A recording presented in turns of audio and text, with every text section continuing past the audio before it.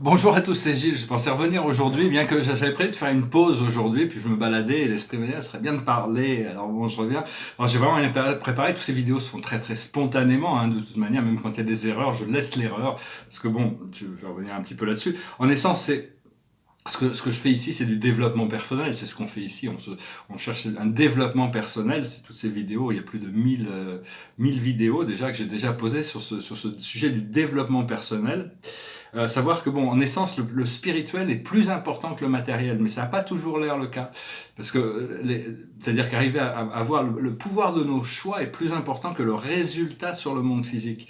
C'est assez paradoxal, parce que, bon, on vit dans un monde physique et on ne recherche que des résultats physiques, alors que ce qui se passe à l'intérieur, tout ce qui a des valeurs transcendantales que l'on peut acquérir grâce à nos choix est beaucoup plus important, même si, bon, des fois, ça peut être, le monde peut passer à côté de ces choses que l'on fait, mais tôt ou tard, c'est des choses sur lesquelles on arrive à trouver de plus en plus, on est de plus en plus investi dans ce monde intérieur, dans cette connexion.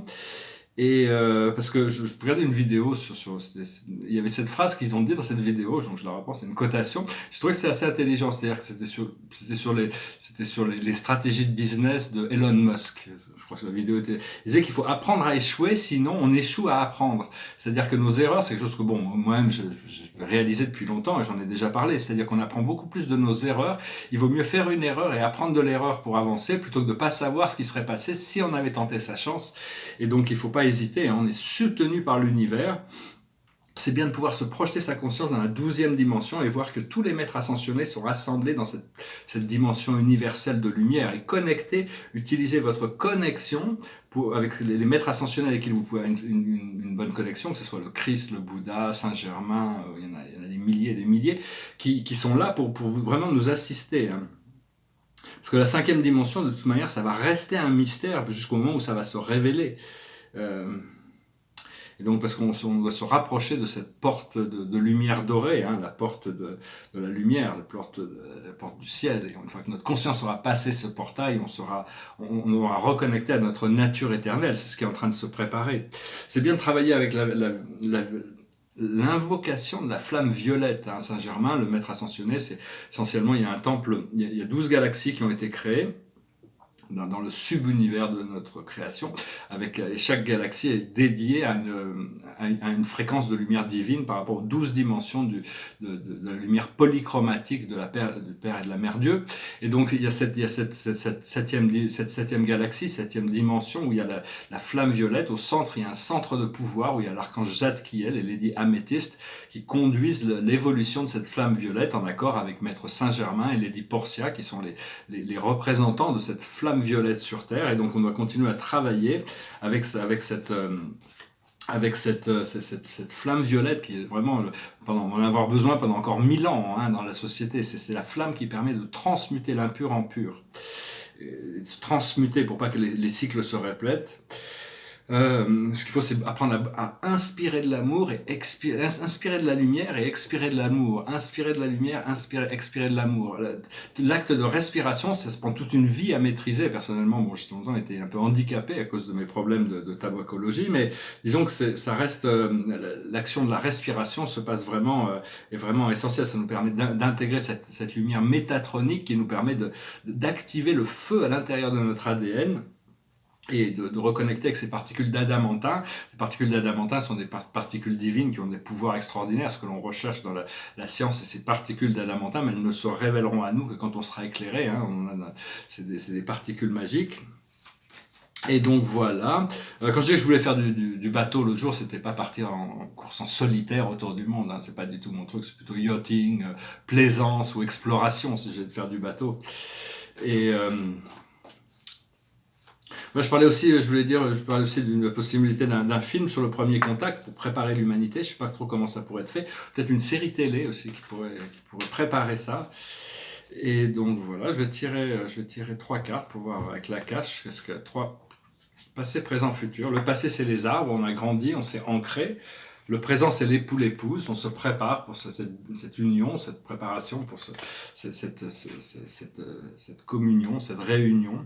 Et l'aboutissant, c'est les anges. Le futur, c'est les anges. C'est les dimensions angéliques de réalité. Donc voilà, j'espère que ce message aura résonné avec vous. Derrière moi, c'est un tableau qui est sur la cosmologie, l'univers des univers, avec le paradis au centre, les 21 satellites du paradis, les 7 circuits de l'univers central, les corps de gravité sombres, permettent de garder le paradis et l'univers central isolés du reste de l'univers. Et après, il y a des grands cercles d'énergie qui deviennent de plus en plus vastes au fur et à mesure qu'on sait. Et notre galaxie est là, ici, au centre du 7e supérieur de l'univers. Et au-dessus, c'est cette grande famille spirituelle. Ce qui est intéressant avec ce tableau, c'est qu'il ne saute pas à la figure. C'est-à-dire qu'il faut vraiment prendre le temps, et plus on le regarde, plus on le découvre. Parce que j'ai beaucoup de tableaux, ils sont là, on les voit presque tout de suite, quoi. Alors que, il y en a qui sont plus subtils, plus difficiles à... Donc voilà, je vais chanter une chanson, puis je tire une dernière carte. C'est une chanson, tout le monde la connaît, et vous pouvez la chanter avec moi si vous voulez. Ça s'appelle Imagine. Imagine there's no heaven. It's easy if you try. No hell below us. Above us only sky. Imagine all the people living for today. Hey, hey, hey, hey. Imagine there's no countries. It isn't hard to do. Nothing to kill or die for. And no religion too. Imagine all the people living life in peace. Ooh, ooh, ooh, ooh. You may say I'm a dreamer, but I'm not the only one. I hope someday you'll join us, and the world will be as one. Imagine no possessions. I wonder if you can. No need for greed or hunger. A brotherhood of man. Imagine all the people sharing all the world. Ooh, ooh, ooh. You may say I'm a dreamer, but I'm not the only one. I hope someday you'll join us, and the world will live as one. La magnifique chanson de John Lennon et Yoko Ono sur l'unité. On peut vivre dans l'unité, aucune raison d'avoir envie de colère ou d'avidité. Il y a tout pour tout. Donc beaucoup d'artistes, musiciens ou d'autres artistes sont venus un petit peu comme visionnaires pour présenter cette image du futur.